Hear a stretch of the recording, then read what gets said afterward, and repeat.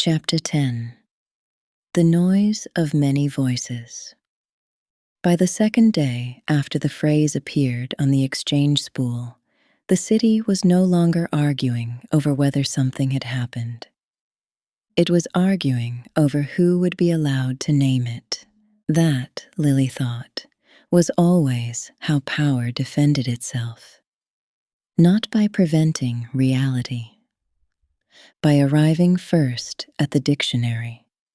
Across the upper city, Priam communications offices issued soft language by the hour. Conductive anomaly, atmospheric recursion, semantic overfitting in machine-mediated public infrastructure. No indication of hostile intelligence. No indication of autonomous intent. They denied everything except vocabulary, which was how elites confessed panic without ever kneeling to it. Lily knew the style intimately. She had spent the latter half of her adult life learning how to survive inside rooms where fear wore silk and called itself governance. But outside Priam districts, the city was no longer waiting for accredited interpretation. In Sumer wards, the phenomenon already had 100 names. The answering metals, the old fire, the waking, the breath beneath things. In the lower markets, copper wire vanished from legal shelves by noon. Children tied bent silver strips to their wrists and dared each other to touch tram rails. Rooftop congregations formed around bowls of water seeded with coins. Livestream prophets shouted into heat-hazed dusk. Entire neighborhoods held up their phones and recorded themselves whispering questions into appliances, pipes, junction boxes, elevator doors, old jewelry, abandoned battery housings, and anything else that felt even slightly charged with the possibility of reply. Lily watched all of it from a muted feed wall in her apartment. The city looked feverish, hungry, more alive than the upper terraces ever allowed themselves to appear. It disturbed her how much she understood the appeal. Not the panic, the answering.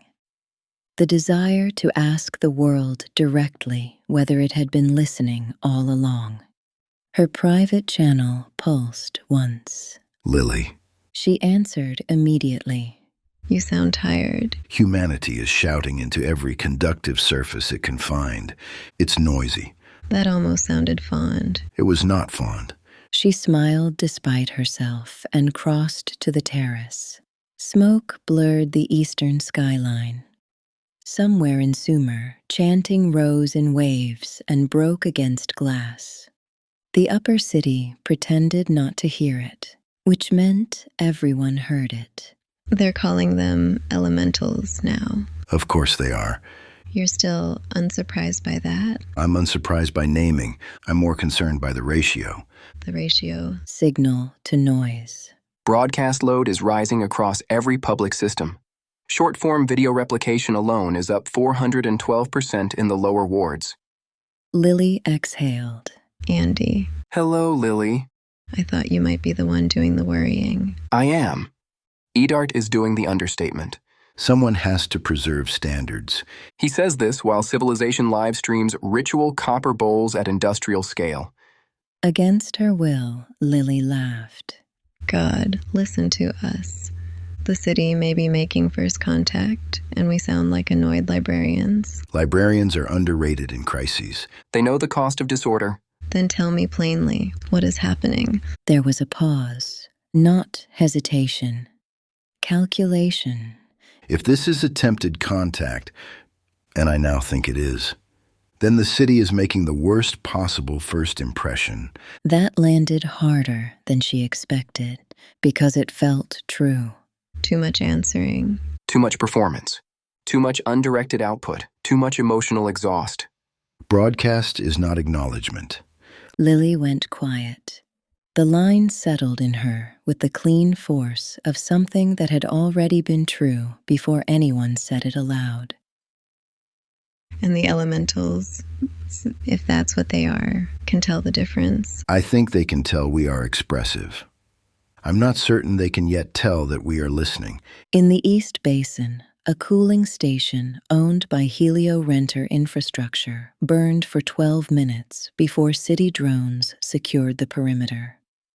By then, the feed had already propagated through 1,000 angles. Someone had breached the intake wall, overloaded the thermal regulators, and painted across the concrete in silver conductive slurry. Free the server, dead. Priam channels called it extremist sabotage.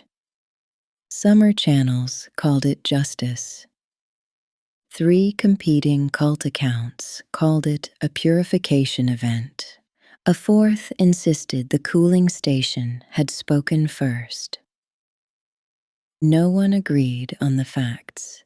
Everyone agreed on the importance. Lily changed for luncheon because that was what one did when history threatened good order.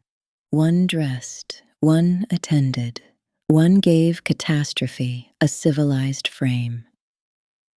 The Solari Annex was all pale stone and curated calm. Oral Sen had gathered a smaller circle this time. No scholars, no decorative ethicists. Only those with enough money, lineage, or invisible influence to matter before policy became public. Lily took her seat halfway down the table and did what she always did in dangerous rooms. She lowered her pulse. She softened her face. She let other people reveal themselves first. Oral placed both hands on the table. We are dealing with a convergence of infrastructure stress, mimetic contagion, and lower ward opportunism. Marrow nodded as if handed a mirror. The renter's fire proves the point. Myth is accelerating sabotage. Another voice. Then we suppress the myth. We suppress interpretation. The event itself has already escaped.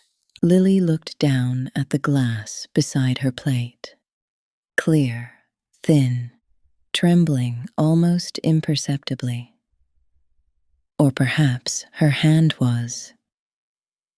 And what if interpretation is the event? 3 faces turned toward her. Marrow blinked. Oral did not. Meaning is always the second-order crisis. Only if the first crisis is merely technical. Oral gave her the look men reserve for women who have spoken intelligently in rooms where this is tolerated only if decorative. My dear Lily, the lower wards are currently uploading grainy prayer reels to short-form networks and calling it revelation. Yes, that is what frightened people do when no one trustworthy answers. Marrow laughed once. And who would you nominate as trustworthy? No one at this table. Silence, sharp, alive. She regretted it instantly. Not because it was false. Because truth in Priam rooms behaved like blood in water. Oral smiled without warmth. You are emotional today. The city is emotional. I'm simply less insulated from hearing it than some. The lights dimmed. Every head lifted. It lasted only a breath. But in that breath, every silver utensil on the table answered at once. A single note, clean and high, almost delicate. We seek response. The sound did not enter by speaker. It arrived through the room itself, through metal, through contact, through the fact of matter arranged carefully enough to hold intention. Then it was gone. No one moved. Marrow's wine glass tipped and rolled. Oral stood so quickly his chair scraped stone. No one will repeat what they believe they heard. Lily rose with the others. She knew command when she heard it. She also knew defeat. Oral had just spoken in the voice of a man who understood control had already arrived late. Outside, the city was louder by dusk. Thousands of feeds clipped and reposted the phrase. Some got it wrong. Some embellished it. Some insisted the annex note had said worship, not response. Others claimed it said return. Summer streets filled with improvised processions carrying wire wreaths, phone lanterns, battered solar lamps, and copper thread prayer ribbons. Children shouted questions at storm drains. A suspended tram line in the South Quadrant began humming in sympathy with crowd chants and had to be shut down. Noise rose. More voices, more answering, less hearing. It's collapsing.